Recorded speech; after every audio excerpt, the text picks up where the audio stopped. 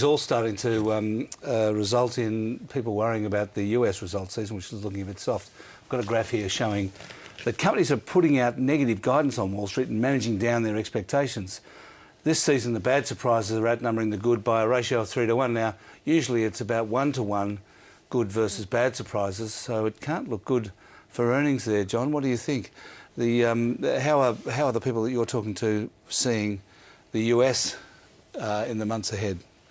Well, I think, so strange enough, I think the US people, well, obviously people are negative towards the US, but I think we see more blue sky out of the US than certainly we see in Europe, and I think also we trust their forecasts a lot better. So I would say with trepidation, but with a sense of optimism. Yeah. Well, it wasn't a good start. You know, Alcoa's results kicked the season off, and on the back of that, alumina dropped 6.5% on day one. Yeah.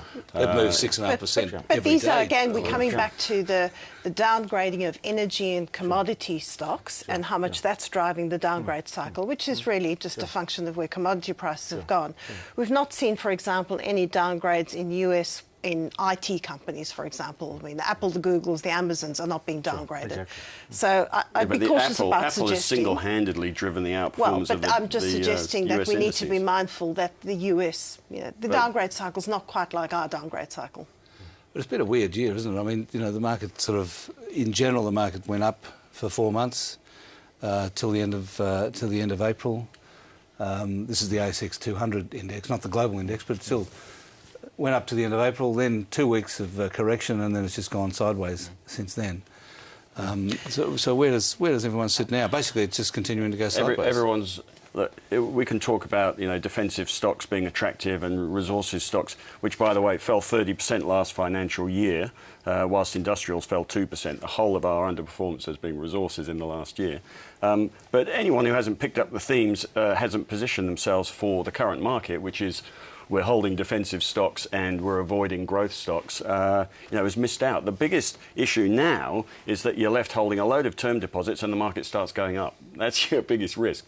Truth is, it ain't likely to happen. Yeah. But, that is your next So where is your portfolio sitting, Giselle? Well, along with most of the sort of fund management people, we have gone to a defensive market position quite reasonably. You wouldn't have wanted to be caught out holding growth companies when the growth cycle started to turn against you.